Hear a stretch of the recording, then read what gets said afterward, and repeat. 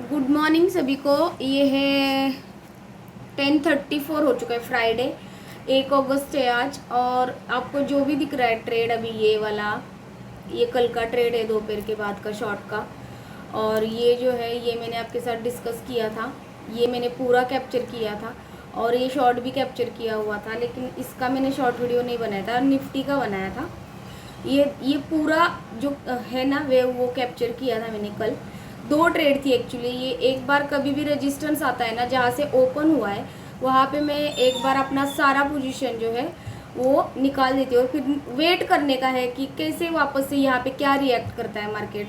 और कल monthly expiry भी थी तो उस वजह से जो है हमें काफ़ी अच्छा प्रीमियम जंप मिल रहा था। तो अभी की ट्रेड है ये, आज का ओपन दिख रहा है आपको प्राइस, लेकिन ये जो कल गैप डाउन हुआ था ना यहाँ से, मतलब कि जो यहाँ पे जो देखिए आपको दिख रहा होगा ये गैप, तो यहाँ पे अभी यहाँ तक तो एटलीस्ट ये जो ट्रेड गई है ना ये हमें मिलनी चाहिए। ये लेवल कितनी है, 56,120 की है। तो यहाँ पे एक बार कभी भी ऐसे रेजिस्टेंस या सपोर्ट दिखता है तो ये हमें ट्रेड एग्जिट करनी चाहिए सपोर्ट के पास। जो ये ट्रेड मैंने आपके साथ डिस्कस की थी, टोटली सपोर्ट के पास कैसे एग्जिट करना है, सपोर्ट आने के पहले ही एग्जिट होना है, क्योंकि ये बड़ी कैंडल जब बनती है ना ये ऐसी, तो समझ जाने का है कि ये लिक्विडिटी सक कर गई है ये कैंडल।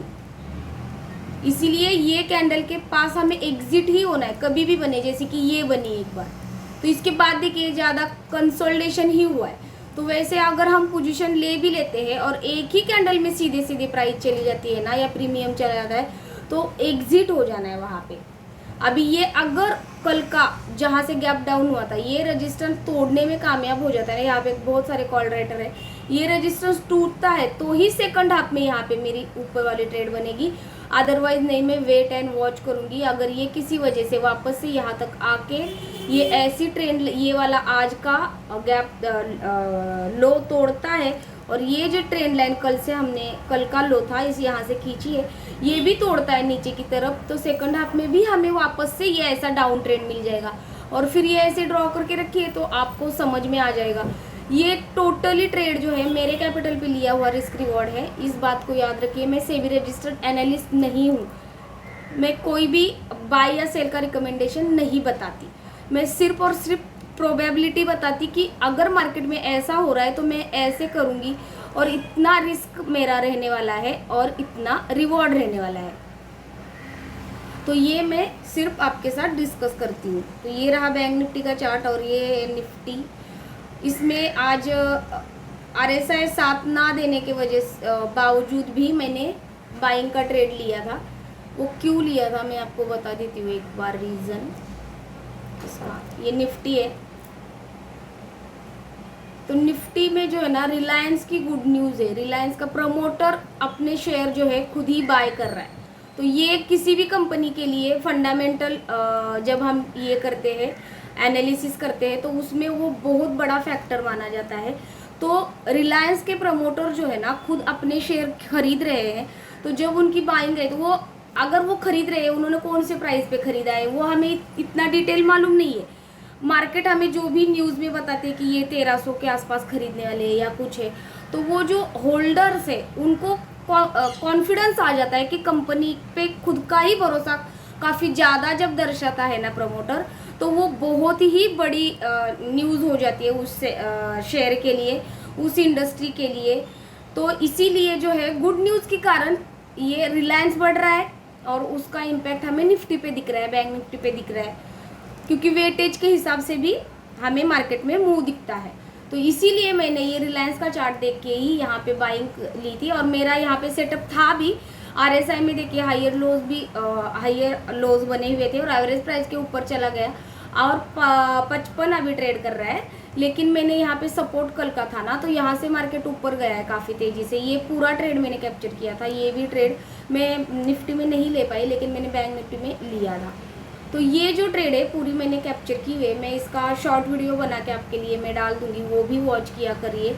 और यहाँ पे भी देखिए ये, लेकिन थोड़ा ये इसकी धीमी गति है, जब ये यहाँ से वापस से रिटेस्ट करने आएगा नीचे और रिटेस्ट करके ऊपर जाने जाएगा ना, तो फिर ये जो बैंक निफ्टी में लो मैंने बताया रेजिस्टेंस, तो ये यहाँ तक रेजिस्टेंस हमें मिल सकता है, लेकिन ये लो है, थोड़ा सा वीक है, तो इस वजह से इसमें ज़्यादा गारंटी नहीं है। अगर ये इसी किसी वजह से नीचे आते हैं इस 2 पेयर में और यहाँ से यहाँ ये ट्रेंड लाइन टूटता है, तो हमें वापस से शॉर्ट की भी ट्रेड मिल जाएगी। तो ये ऐसे ऐसे करके जाता है, इस वेव का हमें 50% का या 20% का रिट्रेसमेंट देता है।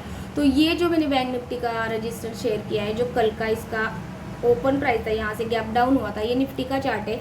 तो ये लेवल है कितनी, मैं बताती हूँ आपको, ये 24,850 और 40 के बीच में वो लेवल आ रही है।